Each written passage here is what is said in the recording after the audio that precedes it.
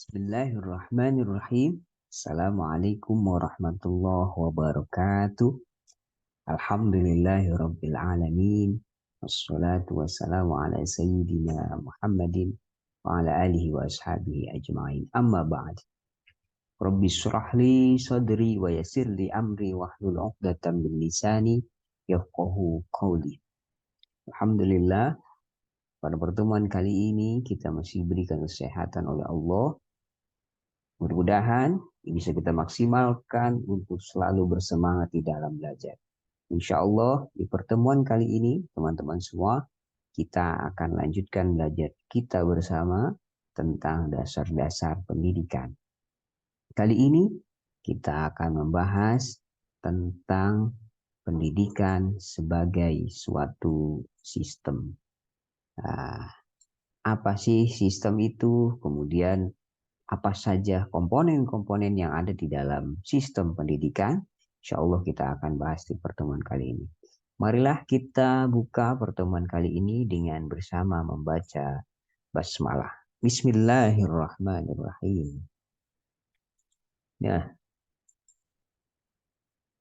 yang akan kita bahas di pertemuan kali ini, insya Allah pertama, pendahuluan. Apa itu pendidikan sebagai suatu sistem, kemudian latar belakangnya, kemudian sistem itu apa, selanjutnya bagaimana pendidikan menjadi sebagai suatu sistem, dipandang sebagai suatu sistem, komponen apa saja yang ada dalam sistem pendidikan.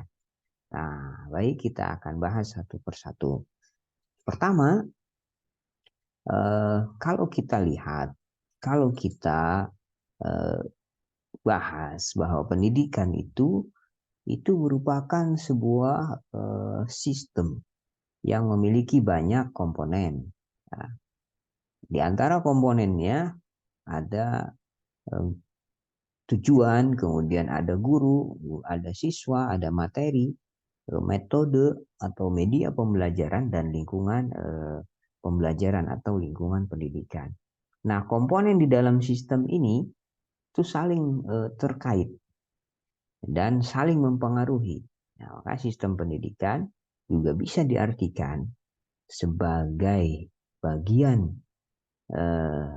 semua bagian di dalam pendidikan yang bekerja sama untuk mencapai tujuan pendidikan yang memiliki tujuan yang berbeda-beda dan saling berinteraksi. Nah, ini menurut Yulastri. Nah, kemajuan dan perkembangan pendidikan ini menuntut bagaimana sistem pendidikan ini, komponen-komponennya itu harus terus di-upgrade, diperbarui, mengikuti perkembangan zaman yang ada. Nah, komponen dalam pendidikan ini membentuk sebuah sistem dalam pendidikan yang berpengaruh sangat besar terhadap keberhasilan proses pendidikan itu sendiri. Maka proses pendidikan itu dapat selanjutnya membentuk kepribadian manusia melalui pendidikan. Nah, dapat pula selain membentuk kepribadian manusia, dapat pula sistem pendidikan ini mengembangkan potensi peserta didik. Nah, apa saja potensinya? Banyak. Misalkan kepribadian yang berakhlak baik, kemudian akhlak yang mulia, cerdasan, keterampilan, budi pekerti yang luhur, itu juga dapat dibentuk melalui proses pendidikan yang baik. Ya. Proses pendidikan yang baik maka tergantung bagaimana keterkaitan antara komponen-komponen yang membentuk sebuah sistem pendidikan. Nah, begitu juga dengan perkembangan potensi seseorang. Nah, semua peserta didik itu cerdas dengan bakatnya masing-masing. Jika peserta didik berada dalam sistem pendidikan yang baik, maka potensinya akan berkembang dengan baik pula. Nah, dalam hal ini maka pendidikan itu berusaha membantu manusia mengembangkan potensinya, mengembangkan potensi kemanusiaannya. Nah, potensi manusia itu dikembangkan bisa melalui pengalaman. Dan satu pengalaman terjadi karena adanya interaksi manusia dengan lingkungannya. Nah, oleh karena itu, manusia ini tidak dapat terpisah, terlepaskan dari lingkungannya. Nah, manusia sangat erat hubungannya dengan lingkungan. Salah satu cara untuk mendapatkan gambaran pendidikan yang lebih mantap adalah dengan menggunakan pendekatan sistem. Nah, tujuan dari pendekatan sistem ini untuk memaksimalkan pencapaian tujuan yang telah ditetapkan. Nah, sehingga komponen dalam suatu sistem itu saling mempengaruhi pencapaian tujuan yang telah ditetapkan. Maka sistem pendidikan yang baik adalah sistem pendidikan yang mampu mengembangkan potensi-potensi kecerdasan manusia. Nah, sekarang jika kita ditanya, sistem itu sendiri apa sih?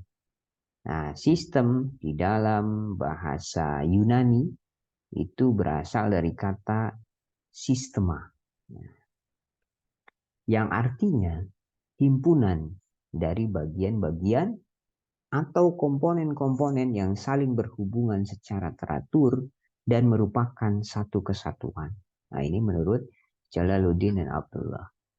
Atau dalam pengertian lain, sistem ini diartikan sebagai satu himpunan atau kesatuan yang terdiri dari komponen-komponen atau unsur-unsur sebagai sumber-sumber yang mempunyai hubungan fungsional yang teratur, yang tersusun secara sistematis, tidak acak, ya, dan saling membantu untuk mencapai suatu tujuan. Masing-masing, itu dengan tujuannya sendiri-sendiri, semuanya itu saling berhubungan satu sama lain dalam urutan yang logis. Banyak sekali pengertian-pengertian dari sistem ini. Para ahli memberikan pandangannya tentang pengertian sistem ini. Contoh, Sanjaya juga mengatakan bahwa sistem itu terdiri dari bagian yang saling berhubungan, yang bekerja sama untuk mendapatkan hasil yang terbaik yang diharapkan oleh semua orang. Nah, itu menurut Sanjaya. Nah, kalau kita lihat bahwa satu sistem ini punya, tadi pengertiannya, punya urutan yang terstruktur. Nah, sistem itu dapat dipecah menjadi beberapa subsistem. Nah, ada punya subsistem. Nah, setiap subsistem ini uh, dapat juga memiliki subsistem. Nah, dan seterusnya sampai ada bagian-bagian yang tidak dapat dirinci lagi. Nah, namanya adalah komponen atau elemen. Nah, gitu ya. Nah, suatu sistem yang merupakan komponen dari sistem di atasnya disebut juga merupakan jenis dari komponen. Nah, komponen itu apa sih? Komponen itu masing-masing komponen ini memiliki tujuan yang berbeda dan terhubung ke komponen yang lain untuk membentuk unit hidup. Jadi sebuah komponen punya tujuan, komponen yang lainnya punya tujuan tertentu, itu saling berhubungan akhirnya, saling melengkapi dan membentuk sebuah sistem untuk mencapai tujuan dari sistem itu. Nah, itu komponen. Komponen dia punya tujuannya masing-masing sehingga kemudian bisa mencapai tujuan yang ditetapkan oleh sistem. Ya. Nah, maka setiap komponen, baik berupa sistem maupun berupa komponen-komponen yang tidak dapat dibagi lagi, itu melaksanakan tugas yang ditugaskan. Nah, apa tugasnya? Ya. Itu saling berhubungan. Dia mencapai tujuan masing-masing, nah, dan saat berinteraksi satu sama lain untuk membentuk unit yang hidup atau sistem itu. Nah, itulah sebuah sistem dan komponen-komponennya. Maka berdasarkan penjelasan-penjelasan tadi, ada ciri-ciri dari sistem ini. Nah, ciri-cirinya ada 9. ciri-ciri dari sistem. Pertama, sistem itu merupakan satu kesatuan yang terukur. Nah, jadi bisa diukur. Merupakan satu kesatuan yang kemudian bisa diukur. Yang kedua, dia memiliki komponen yang sistematis dan berhierarki. Komponennya sistematis gitu ya, punya tahapan-tahapan tertentu. Jika sudah selesai tahap pertama, naik ke tahap yang kedua, tahap ketiga, tahap keempat, dan seterusnya. Itu sebuah sistem. Nah, yang ketiga cirinya adalah antar komponen ini saling berhubungan secara menyeluruh. Ada hubungan antar komponennya ini saling berhubungan. Nah, yang keempat, masing-masing komponen itu ia memiliki tugas tertentu dan bersama-sama melaksanakan tugas sesuai fungsinya untuk mewujudkan tujuan dari sistem. Nah, yang kelima cirinya adalah bahwa sistem ini memiliki tujuan sehingga kerja dari sistem itu menjadi terarah. Selanjutnya yang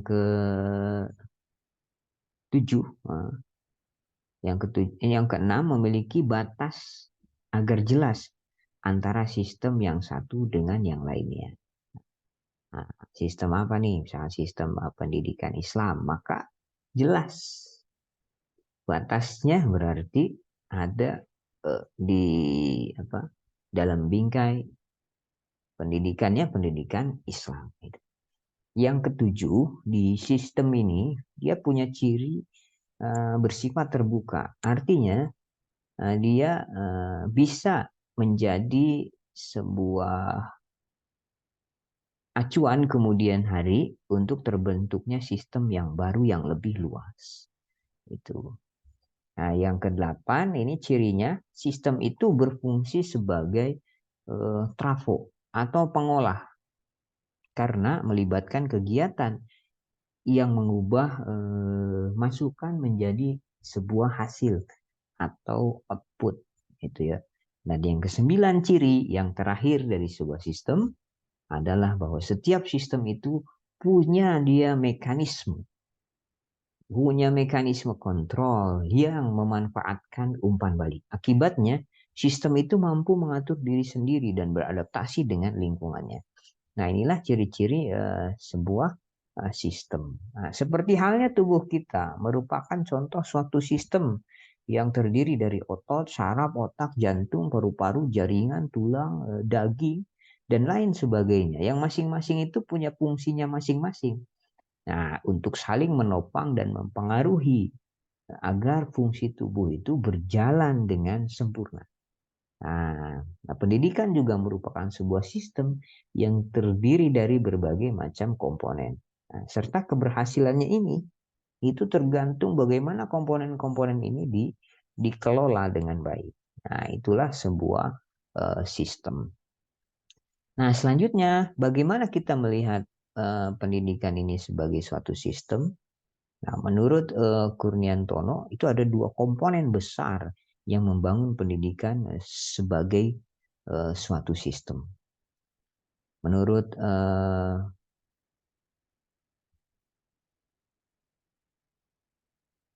Kurniantono itu ada dua komponen besar. Wah, ini gambarnya tidak terlihat ya. Harus dipindahkan dulu berarti. Nah, ya.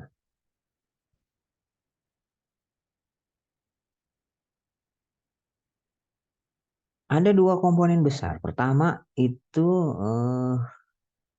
apa? Pertama itu ada instrumental input. Nah, ini kalau kita lihat di bagan itu dari nomor 5 sampai nomor 9.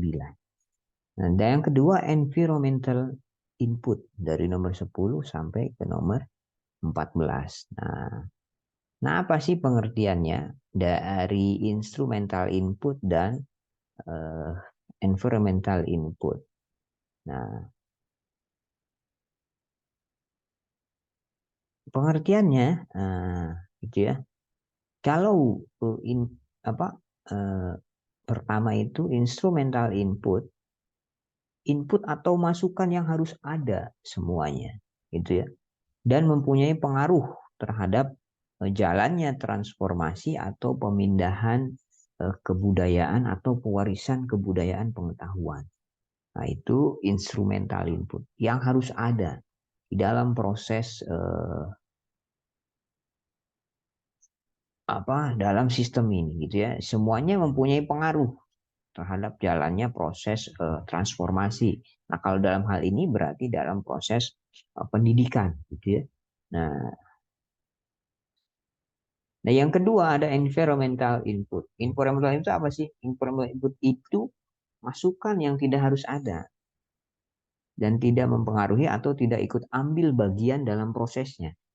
Nah, tidak ikut ambil bagian dalam proses pembentukan peserta didik, namun secara tidak langsung itu juga bisa berpengaruh. Environmental atau lingkungan, ya. Itu. Ini ada dua. Nah, pertama ada instrumental, yang kedua ada environmental. Jika kita lihat ke dalam gambar gitu ya. Nah, ini dijelaskan di sini. Pertama itu disebut dengan raw input atau masukan peserta didik.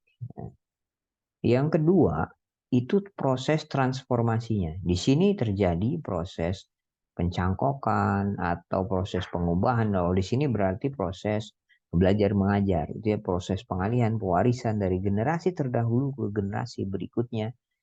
Yang diwariskan itu bisa berupa value atau nilai atau afektif, sikap, kognitif, kecerdasan, atau komprehensif atau pemahaman, atau skill, keterampilan, atau ekologi.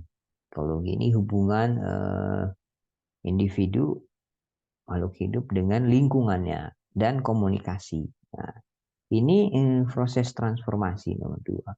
Dan yang ketiga ada output, weton atau keluaran. Nah, ini outputnya yang terakhir di sini nih. Di sini ada output. Nah, ya. Nah, yang keempat di sini nih. Yang keempat itu di sini, empat tanda panah ini. Output itu berarti drop out ya, putus sekolah yang di sini. Itu ada dua jenis. Yang mana tadi kursornya? Ini di sini ada dua jenis. Yang drop out itu ada yang drop out dia tidak melanjutkan ke jenjang berikutnya yang lebih tinggi. Ada yang kedua yang drop out itu tidak menyelesaikan suatu jenjang tertentu. Nah, ini drop out. Kemudian yang kelima di sini di atas ya ada sarana prasarana dapat berupa gedung, perpustakaan, kantor, meja, komputer dan lain sebagainya. Dan yang keenam, nah ini kelihatan nih. Nah, yang keenam di sini itu bisa berupa sarana, alat-alat yang dipergunakan untuk menunjang interaksi belajar mengajar. Papan tulis, kapur, kalau sekarang whiteboard gitu ya. Buku pelajaran, buku tulis, gitu ya. Media, pembelajaran gitu ya. Modul dan lain sebagainya. Di sini di mana? Di sarana. Kemudian yang ketujuh itu ada berupa kurikulum di sini. Nah, ini kurikulum. Dalam arti luas, kurikulum ini di dalamnya ada tujuan, ada materinya, bagaimana metodenya, sarananya, evaluasi gitu ya. Ini di kurikulum di nomor 7. Dalam pengertian ini ada tiga komponen yang perlu diperhatikan di dalam kurikulum ini, yaitu materi itu harus dikuasai oleh pendidik dengan baik, kemudian metode mengajar dan penguasaan media pendidikan, alat peraga yang merupakan kemampuan profesional dan tambahan yang diperlukan dan dimiliki oleh pendidik. Serta yang terakhir ada evaluasi. Nah, ini yang harus ada materi, kemudian metode dan evaluasi. Penguasaan media tadi ya, serta terakhir evaluasi. Nah, ini yang nomor 8, yang nomor 7. Yang 8-nya tenaga edukatif. Di sini ada tenaga edukatif guru. Selain guru juga apa namanya, ya, tenaga edukatif yang lainnya gitu ya, bisa berupa pelatih dan lain-lain. Nah, selanjutnya ada yang ke-9 ini tenaga administrasi. Tenaga non edukatif. Tenaga administrasi ini TU, nah, ya, tata usaha, pengurus-pengurus administrasi, nah, gitu ya, dan penunjang yang lainnya. Kalau di sekolah keamanan, nih, satpam gitu ya, security, nah itu bisa menjadi di sini masuk tenaga lainnya, tenaga edukatif. Yang ke-10 ini masuk ke environmental input. Artinya dia bisa mempengaruhi tapi tidak secara langsung dalam proses belajar mengajar. Contoh, keadaan sosial itu bisa mempengaruhi. Yang ke-11-nya ada budaya, keadaan budaya. Kemudian yang 12 keadaan ekonomi ya. Yang ke-13 keadaan hukum, dan yang 14 itu keadaan politis. Nah, ini bisa secara tidak langsung apa namanya? Lingkungan ini, keadaan-keadaan ini mempengaruhi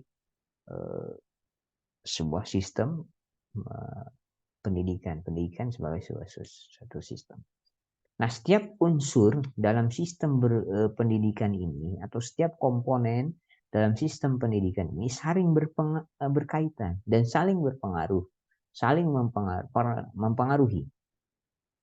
Nah, kelemahan satu unsur dalam sistem tersebut, kelemahan satu komponen dalam sistem ini, maka akan mempengaruhi seluruh sistem pendidikan dan dapat melemahkan komponen atau unsur yang lain.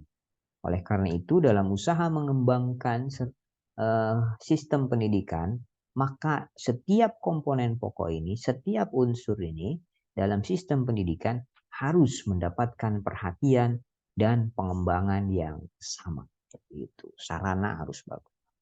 Prasarananya ini harus sama, mendapatkan perhatian yang sama. Sarana, prasarananya, kemudian apa namanya, gurunya, kemudian apalagi kurikulumnya, itu saling mempengaruhi, gitu ya. Walaupun dia punya tujuan masing-masing, tapi tetap tujuannya nanti satu, gitu ya. Tujuannya satu, bagaimana mencapai tujuan sebuah sistem. Nah, selanjutnya setelah kita tahu itulah komponen-komponen yang ada dalam suatu sistem. Nah, dalam hal ini dalam sistem pendidikan. Ada komponen-komponen yang ada dalam sistem pendidikan. Ada 12 ya, menurut Kaum ada 12 bagian dari sistem pendidikan. Pertama itu ya disebut dengan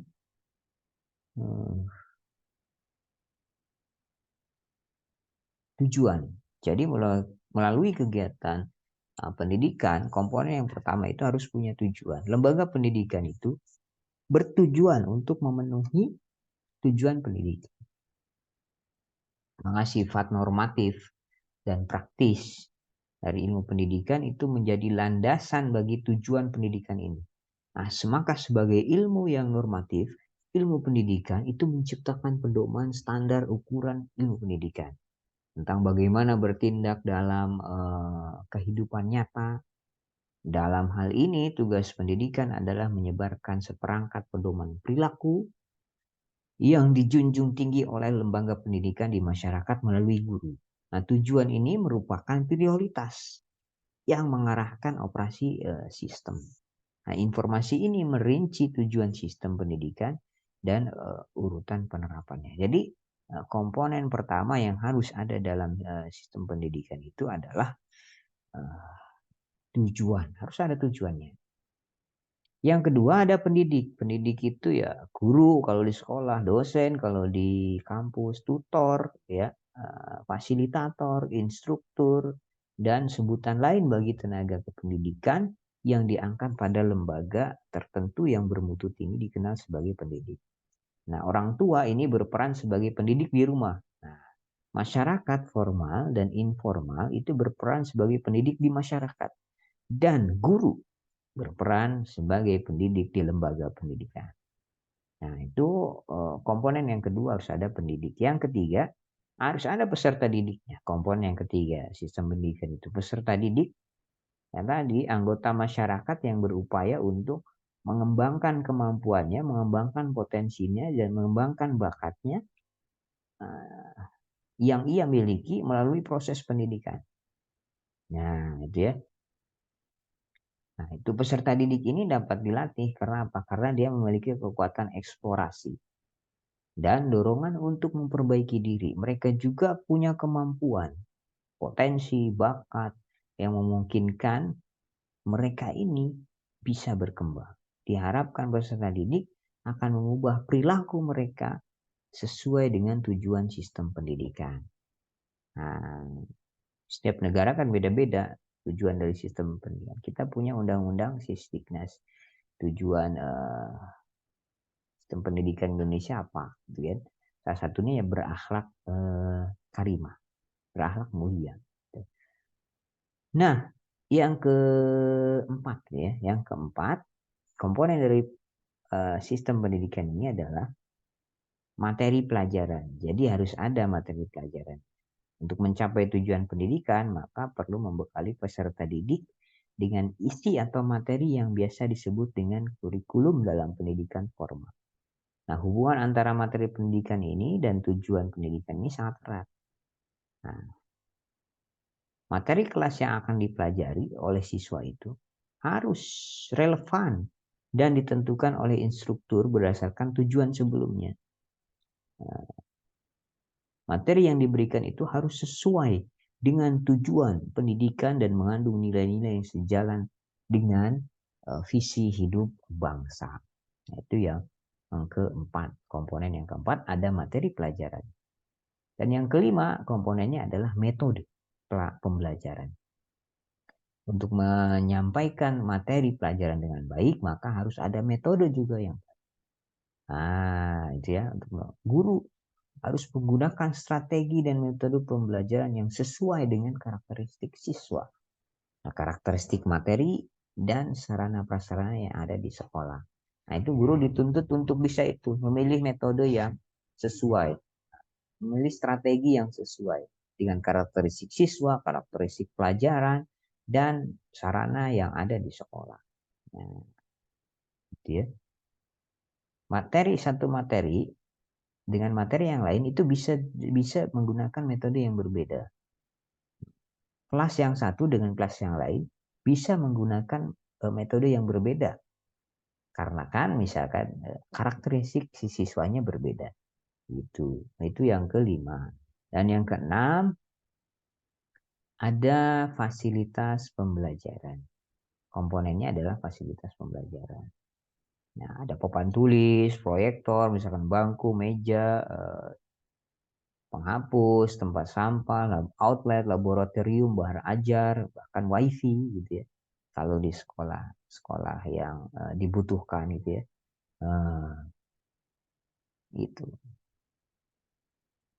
Itu fasilitas pembelajaran ini menjadi komponen yang penting juga. Kalau di kampus berarti ya minimal proyektor itu sudah ada gitu ya. Nah, yang ketujuh, komponen dari sistem pendidikan ini adalah ada jadwal dan waktu pembelajarannya. Jadwalnya harus jelas. Pelajar di Indonesia itu kalau kita lihat ia menghabiskan waktu 68 jam sehari untuk belajar di sekolah. Dan hari Senin sampai Jumat bisa jadi mereka itu mengalami kelelahan dan kejenuhan. Agar peserta didik tidak mengalami kelelahan dan kejenuhan, maka jadwal pembelajaran itu harus ditata sedemikian rupa sehingga jadwal memberikan variasi pembelajaran peserta didik yang menyenangkan. Contoh misalkan pelajaran yang misalkan dianggap sulit dalam satu hari itu matematika. Jam pertama matematika, jam keduanya jangan misalkan fisika itu anak-anak. Jam keduanya misalkan kasih jam pertama kedua misalkan matematik, jam ketiga empatnya kasih lah misalkan olahraga atau dikasih apa yang seni budaya gitu. Nah itu harus bervariasi gitu ya. Harus disesuaikan jadwal dan waktu pembelajarannya. Nah juga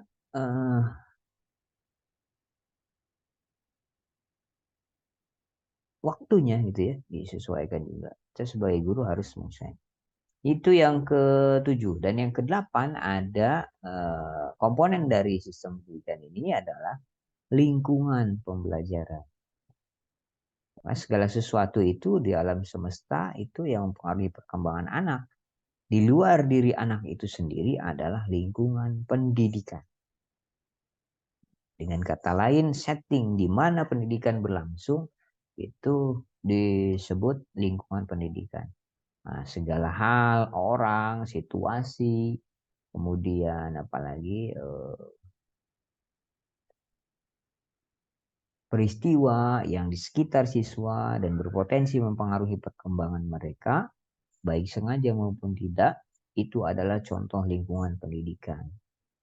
Lingkungan pendidikan itu punya pengaruh yang kuat terhadap perkembangan peserta didik. Nah, guru atau pengelola pendidikan itu harus bisa menciptakan lingkungan yang baik agar peserta didik mendapat pengaruh yang baik pula, bisa menerapkan ilmu yang didapatkan dengan mudah dan mendapatkan dukungan penuh dari lingkungan peserta didik. Nah, itu ya. Nah, contoh, misalkan lingkungan ini sangat penting. Di rumah, orang tua memberikan arahan. Tidak boleh minum minuman keras, itu haram. Di sekolah pun guru PAI menyampaikan itu hukumnya haram. Kullu muskirin haram. Siapa yang memabukkan haram. Tetapi ketika dia pulang sekolah melihat di pinggir jalan itu orang sedang minum minuman keras. Nah, maka ini juga sangat berpengaruh. Bisa jadi nanti suatu saat si anak itu saya mau coba karena melihat itu. Maka lingkungan ini sangat penting, lingkungan pembelajaran itu ya. Tidak hanya di mana di sekolah. Itu. Maka di sangat penting lingkungan ini. Nah, itulah kemudian banyak orang tua yang kemudian menitipkan anak-anaknya itu ke pesantren. Untuk apa? Agar lingkungan pembelajarannya terjaga dengan baik. Gitu. Nah, itu ke komponen yang ke-8. Komponen yang ke-9 itu ada manajemen. Nah, manajemen ini ya berperan mengkoordinir, mengarahkan, mengevaluasi sistem pendidikan yang ada berdasarkan pada seperangkat nilai-nilai dan cita-cita. Bagian ini mencakup informasi tentang bagaimana gaya kepemimpinan dalam manajemen sistem pendidikan. Yang 10 ada jaminan kualitas. Bagian ini berasal dari sistem nilai dan berisi informasi tentang bagaimana kualitas sistem pendidikan dan standar pendidikan itu. Misalnya kebijakan penerimaan siswa barunya gimana, kebijakan ujian dan penilaiannya bagaimana, dan lain sebagainya. Jadi dalam satu sistem pendidikan, dalam lembaga ini itu punya lembaga jaminan kualitas. Nah, yang ke-10, yang 11 ya, ada eksplorasi. Nah, komponen dari sistem pendidikan ini ya berasal dari kegiatan masyarakat dan pengetahuan yang ada. Itu menghasilkan fakta yang berfungsi untuk meningkatkan pengetahuan dan tampilan sistem pendidikan. Si anak-anak ini sekali diajak untuk belajar dari kegiatan masyarakat gitu ya. Ya tentunya yang positif. Yang negatif juga bisa, tapi dijadikan sebagai sebuah pelajaran untuk dihindari. Ini mau eksplorasi. Nah, Gitu ya. Yang 12 yang terakhir itu komponennya pasti harus ada biaya. Nah, satuan biaya yang diperoleh dari pendapatan masyarakat dan bantuan pemerintah itu digunakan untuk memfasilitasi proses pendidikan. Nah, ini biaya ini sangat penting. Tujuannya adalah untuk memandu tingkat efisiensi sistem pendidikan dan untuk membantu proses pendidikan itu lebih mudah. Nah, jadi kalau kita lihat sistem itu selalu berhubungan dengan pencapaian suatu tujuan. Nah, sistem pendidikan nasional itu bertujuan untuk apa?